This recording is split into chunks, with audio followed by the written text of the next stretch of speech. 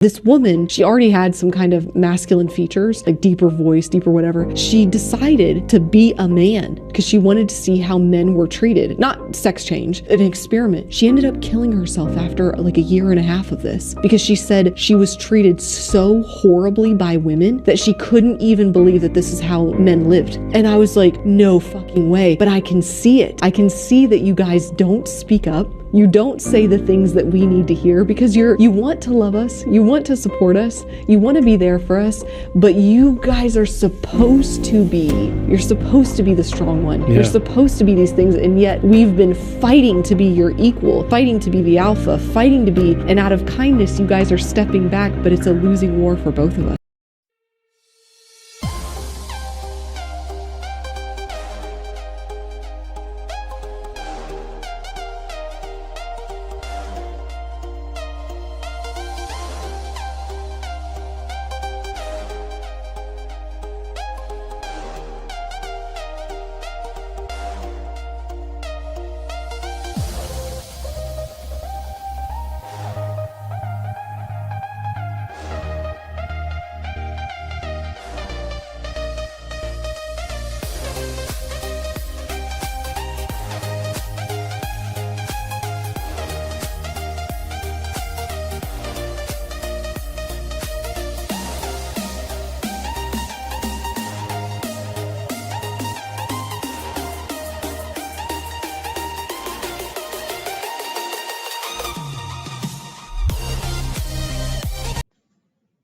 Hi, my friends. Welcome to the RP Experience. Peace and love to my brothers and sisters out there. Thanks for hitting the like button, subscribing. You can throw a comment down there as well if you want. And thanks for being here for this video. Today's video is going to be about Norah Vincent. I believe quite a few creators have made videos on this. I know the 33 Secrets did, a guy named Joker. Those are also creators I've seen. And the 33 Secrets was another one that when I came into this space, I saw a lot of his content. But he was more of a pickup artist at that time. But I like some of his stories of how his previous relationships did end. So I don't want this intro to be too long because sometimes I talk a little too much. But I'm going to be covering this video because I like how this woman who is a lesbian actually tried to walk in a man's shoes for a while. And it wasn't all cheery, but it wasn't as bad as she thought. And this is always the thing. I think we don't put ourselves in each other's shoes. So a lot of times we don't understand where the other one is coming from. So without further ado, let's get going. She's hardly a supermodel or movie star, but today, Norah Vincent is getting the full-blown glamour treatment.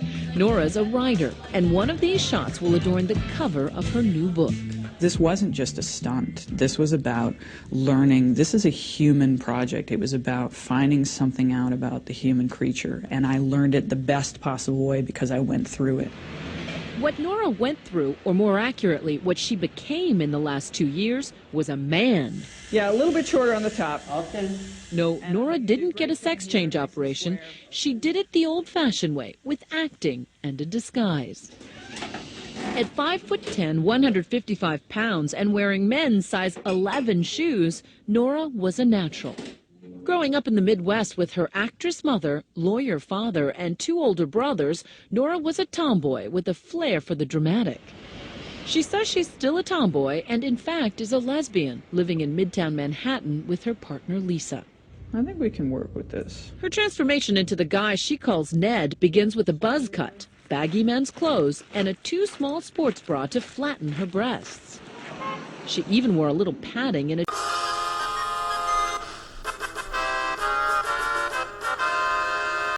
style, the transformation is complete. Walk like a man, talk like a man, walk like a man. And Norah Vincent becomes Ned Vincent. Walk like a man, fast as I can. One of these shots will be the second photo on the book cover. The book, Self-Made Man, is out today and is about Norah's 18 months living as Ned. I wanted to enter male spheres of interest and see how men are with each other. I wanted to make friends with men. I wanted to know how male friendships work from the inside out. Ned's first act as a newly minted male was to join that quintessential bastion of camaraderie, a men's bowling team. The only problem was she's a terrible bowler. I probably bowled before this 3 times in my life, and that was, in high school when you do it with both hands, So it was just insane for me to walk into this place without any. And why didn't they just run you out of town when they saw how bad you were? It's an amazing thing because I think, that shows you the generosity that they had. It was the first of Norah's many surprises. She thought these guys from a working-class Pennsylvania neighborhood would mock Ned's bowling and reject him as a guy. But from their first meeting, they accepted Ned. The handshake was unbelievable. It blew me away the first time I shook hands with a guy, a strange guy. And I was amazed because you think of women, we're so nice, we're so easy, men are so mean. Complete opposite. Hey, baby. And I felt as comfortable as I could feel right away. They just took me in, no questions asked. This is the first time the guys are coming face to face with the female version of Ned. Would you have known me on the street? No. No, good, You look taller than I remember. Yeah, I know, you're shorter. What happened? Though they've known about Norah's true identity for months, How are you? Congratulations. this reunion is their first chance to talk about their friendship. But you guys had said wasn't there that game that, the person who didn't make it to 100 had to wear women's panties at the end of the season? And I thought, I'm going to give you guys the shock of your life, and I'm going to wear The team had bowled together for 9 months, and gradually Norah gained entrance into the inner sanctum. She found that all the cussing and good-natured ribbing is just how men often show affection for each other. Way to go, Ned. Oh, yeah. You remember this? Oh, my God, that's right. I forgot all about that. Did you know, based on watching her bowl? I mean, the joke was she bowled like a girl. But Well, we had our suspicions that These guys did. maybe, I Ned, just maybe thought Ned was gay everybody or something. else, Really? Yeah. everybody has their own style. You know what I But mean? my style was... Her style is this. Yeah. A little different style. Near the end of the team's run, Norah decided to reveal herself as a woman. Nervous about how they'd react, she tested the waters with the one guy she was closest to. She took Jim out for a drink. So she sits you down, she's very serious, and she says, I'm going to tell you something that's going to blow your mind. And what did you say? So the only thing that will blow my mind is if you told me that you were a girl and that she was a guy. And she goes, well, you're half right. The she Jim's talking about is Norah's partner Lisa, who the team had met several times. Jim assumed they were Ned and Lisa, a heterosexual couple. But you didn't believe her at first. At first, well, I was still in shock. I said, how can this possibly, where would this come from? This is just a regular Monday night. I was out bowling having a good time a few minutes ago. Now I'm trapped in this bizarre conversation about your name isn't Ned anymore, Later, Jim told the rest of the team, who all took it well. What do you think Norah expected to find in a bowling alley full of guys? I think you expected to find like a bunch of guys just talking about women's private parts and a bunch of racists and, I think kind of that's what she came into this thinking. They really showed me up as being the one who was really judgmental because they were the ones who took me in, not knowing anything about me. They were the ones who made me their friend and, no judgments attached. That's not like it. What's wrong? Norah and Jim became closer friends once he knew that he was a she. Now Jim was willing to speak more personally and openly, like about his wife's cancer. Norah came to see that between men, intimacy is sadly lacking. There's a tremendous potential for tenderness between men, and I'm not sure that it's always realized, and it's terribly sad. And Norah Vincent is correct. Men don't really connect with each other that way. And I don't know, that's kind of just banged into us. And it's like normal. Okay, a couple of things I'm going to cover right here, real quick before I forget. The space that she infiltrated, that she went into, those are all like average, normal men. You know, they could make six figures a year or something, but on the looks department, they are average looking. Plus, they're older guys as well. If she had tried to join a group of Tyrones, Chads, players, then her outlook would have been a lot more different. That's why I made that thing of the different types of men, because some men are on some different shit. Okay, so I admit that there are like douchebags, slime balls out there, you know, but they usually have certain similar characteristics. Now, the men that she was with, you know, they could fit this stereotypical thing, and maybe just be talking about like female body parts or being racist or something like that, but they did not. You know, this is just by what usually people will see when they see those types of men. And a real quick thing, like with me, most of the time when I've dealt with different cultures, I've been usually accepted. Yes, there's been some that's gave me cold shoulder or was like either racist or what's the other word? Prejudice or something, but most of my interactions was good, you know. Is my interaction sometimes with my own people that sometimes can be a problem. And it's usually because maybe the way that I talk, I don't act hood enough. That's not with all of them, but with a chunk of them. And especially with the ones that I notice other cultures tend to want to hang with because of that hip hop culture or something. You know, they will usually want to hang with the ones that I usually stay far away from. And because that intimacy gap that usually men have with each other, I know with me personally, I can't talk to men about like real personal stuff. It would have to be like a woman, you know. And trying to think of example like, okay, somebody passing away, my my relationship ending or something. Those are the things that I can really talk to a woman about. A man is kind of like you don't want to, and in a way, you know, they don't want to hear it, and in a way, you know, they kind of don't care. Well, not that much.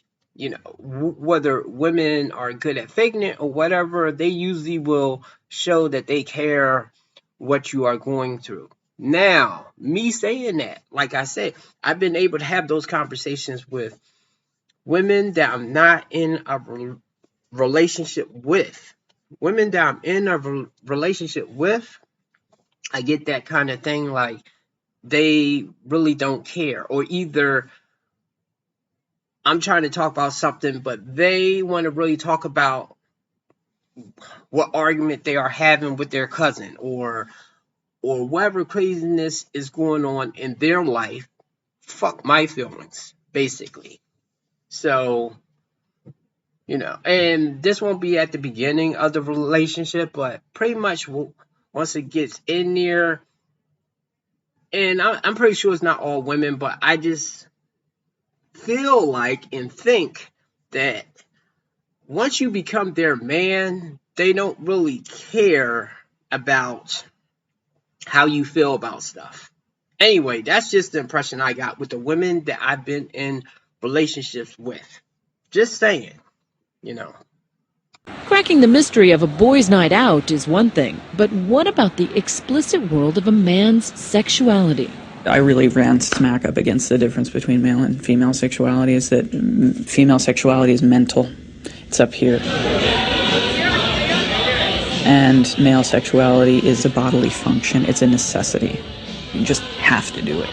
When we come back, Norah goes to strip clubs in the company of men as a man. Over the 18 months of venturing out in the world as a man, Norah Vincent guesses she put on Ned's whiskers and clothes about 150 times. After the bowling league, she was ready for love and sex.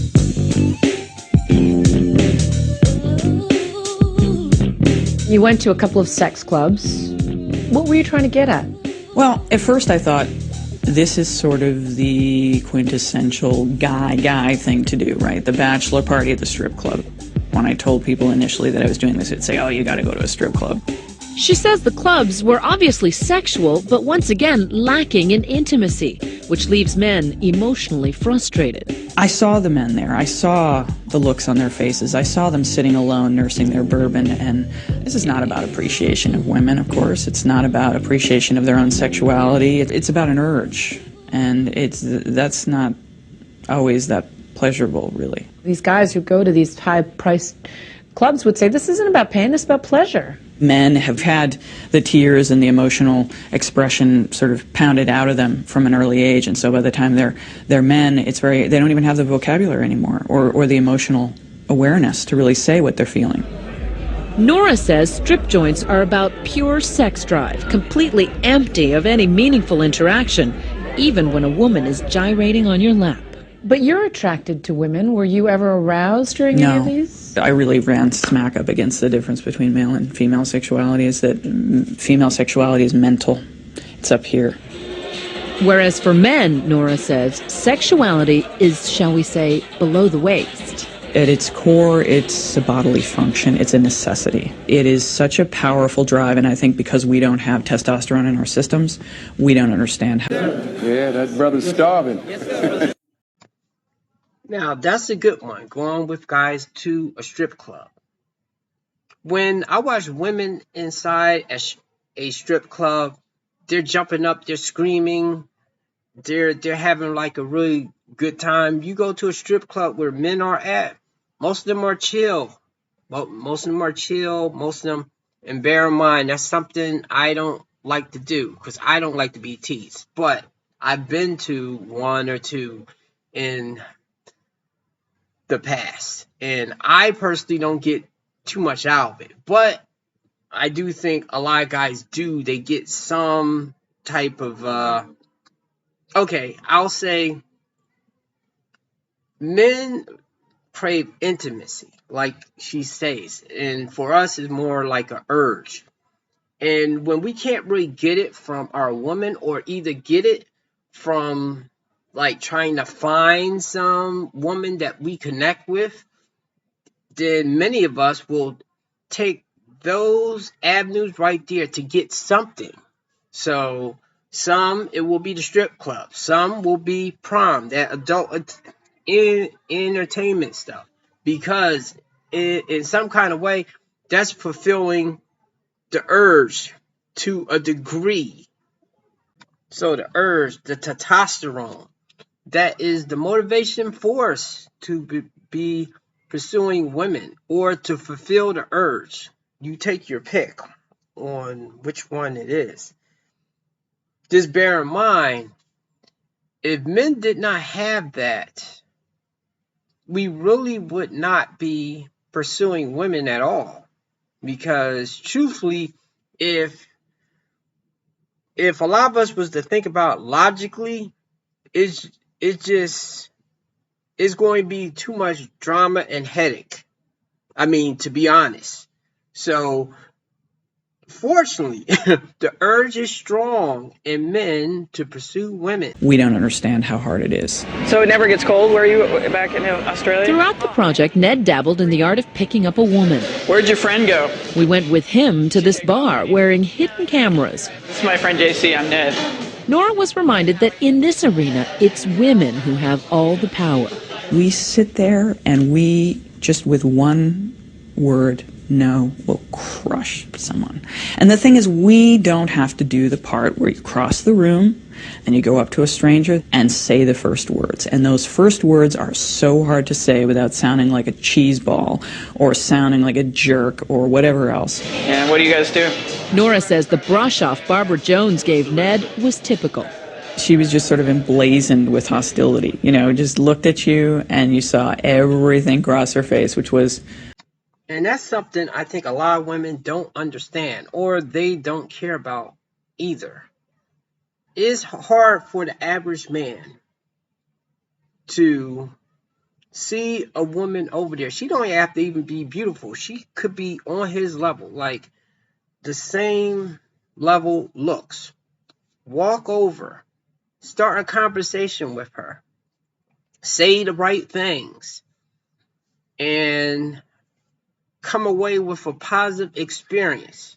Hopefully the right number, and hopefully set up a date or a meeting or a chance to talk again. That's not easy.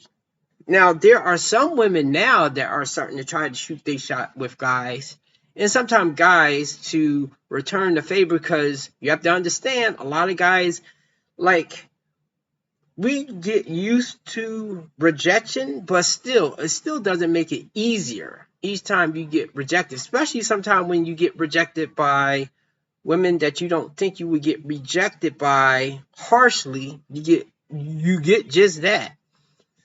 Now, fortunately, I've had women reject me nicely, and I could tell that they did have empathy for men approaching women. Maybe they have brothers or something, and that might have helped me out. And that's not to say that a woman should always accept any guy that's approaching them. And then sometimes guys can be sloppy or too touchy-feely or vulgar. But I know a lot of times guys do approach women respectfully.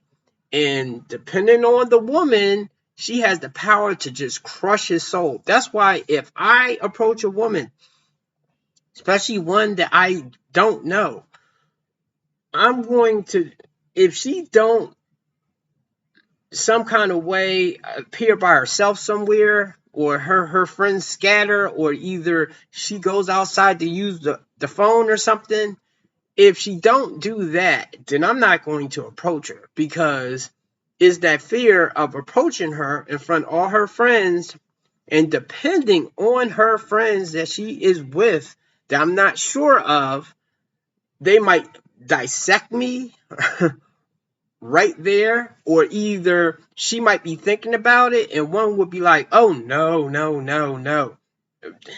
you are too short, or you are not her type, or, you know, I've seen men get crushed. Anyway, let's keep going. Just looked at you and you saw everything cross her face, which was, oh, God help me, not again. I'm trying to have a drink with a friend and I've got to deal with you. Barbara was trying to dispose of Ned before her friend returned from the bathroom. Anyway, we haven't seen each other in a while, so just to let you know. Yeah. I've got to head out to the office. But Ned returned and told Barbara the truth about her gender. You're saying you gave us all the lines, like, try to get rid of us. I see it, and as a woman, I have such sympathy. I'm like, oh, I hate being this guy that you're trying to get rid of. You know? Talking to a woman, Barbara seemed more open and friendly, and in the end actually apologized for how she had treated Ned. So Sorry for being bitchy. please. Does that kind of living in the skin of a man in the bar scene, in the dating scene, give you a different kind of respect for men? It gives me a certain definite sympathy. And I don't mean that there's any disrespect, but it just makes me understand what's going on. Norah, as Ned, also went on about 30 dates with women, mostly arranging them on the internet. Did you have any fun? Rarely. It was just an pretty ordeal. Unpleasant. Yeah. She says the pressure of Ned having to prove himself was grueling. Norah was surprised that many women had no interest in a soft, vulnerable man. My prejudice was that the ideal man is a woman in a man's body. And I learned, no, that's really not. There are a lot of women out there who really want a manly man. Ultimately, Ned told most of his dates that he was Norah. Many of the women reacted angrily, but usually just for a little while. Some women wanted to continue the relationship. They remained interested in pursuing something further. You know, so whereas... Sexually? Yeah. And that was heterosexual women who... That's what I'm saying. It's all up here because they said, well, we connected, and there's something I really like you, and I don't care. How many guys would do that? That's the difference between male and female sexuality right there. Norah says she found differences not only in sexuality and intimacy, but in every walk of life. I'm in the market for a car, and Take, for example, shopping for a new car. Going in as Norah, the sales pitch quickly becomes flirtatious. Any guy that gets in is going to feel like, okay, this girl's... I want to date this girl just for a car. I didn't say that. But going back to the same salesman as Ned, the tone was all business, and the talk was all about performance. They have the 3-liter Duratec V6 engine. And in the end, a personal touch for Norah the salesman would never have offered Ned. All right? Thank you. You're welcome. In Norah's final months as I was starting to really kind of crack up. I was really... You were coming unglued. Yeah. So you were asking this guy to cut you. To cut me. So self-mutilation is very much a female thing, and I think it was my way of paying the penalty for what I felt I had done. Norah was not harmed physically, but she continued her emotional descent, and a week later checked into a hospital with severe depression. Identity, she concluded, was not something to play around with. When you mess around with that, you really mess around with something that you need that helps you to function. And I found out that gender lives in your brain, and it's something much more than costume. And I really learned that the hard way. Norah says she's healed now and glad to be rid of Ned, but her views about men have changed forever. Men are suffering. They have different problems than women have, but they don't have it better. They need our sympathy, they need our love, and they need each other more than anything else. They need to be together. Do you think women understand what it's like to be a man? Not at all. No clue. No idea. John Guarnaschelli thinks Norah's conclusions that men are just as emotionally vulnerable as women are important and will be taken seriously because they came from a woman. Wow. I appreciate what Norah Vincent did here. This is why I will never say that all women are trash or all women are irredeemable. Even though she's not heterosexual still, she helped give a balance to the argument between men and women. I mean, it's good and bad on each side, but I tend to believe that most women believe that all women are pure and all men are bad. Or 90% of them is bad and only 10% of them are good. And, I don't know. I just never liked those numbers right there because I can easily flip it around and say it's the same way with my experiences or experiences of like other guys. But anyway, with what this woman has did, and I heard she committed suicide and took her life. I mean, my heart goes out to her family. I don't know what was going on in her life. Did her partner, did they split up? Did her partner pass away? Was she getting hate mail from women or maybe even men? I don't know what was going on in her life. But a lot of people will say the experience of her doing this journey, pretending to be a man, being around men, seeing how women were affecting men in a negative way, really got to her. And she got to experience it. Now, unfortunately, we don't have that experience of a man pretending to be a woman and living that life. But however, I do believe is a societal pressure for men to understand women, and especially men that have been raised by their moms, because I always understood the female perspective, with things. And sometimes it made me blind to the things that they was doing until I went through it a little bit too much in some of my relationships with them. So I don't have too much more to add right here. I mean, that's a woman that I wish I had a chance to talk to give her some encouragement and to say how thankful that I am that she had did this, even though this was like years ago. And gosh, I'm forgetting something important here. Anyway, I gotta get ready for the Super Bowl that's going to come on soon. I hope women learn something, and for men to, I know a lot of us are saying that all women are this and that. There are some that really try to understand us. And yes, they could change up or something like that. Hey, I'm not telling you to marry them. I'm just saying, don't put all of them in one batch. That's what saved me from staying over in like the dark side. But I refuse to get played ever again. So anyway, that's it. Peace out. Eagles for the win, hopefully. But respect to the Kansas City Chiefs now.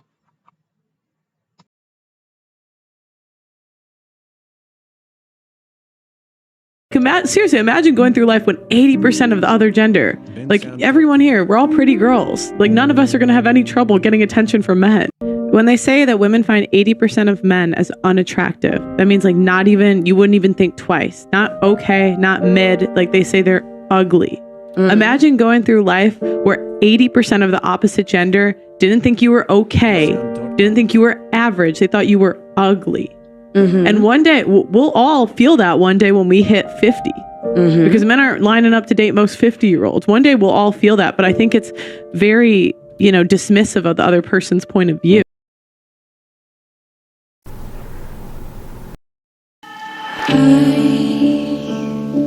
I still wanna run to you. Am I breaking through? Do you feel me too? Kendall made it.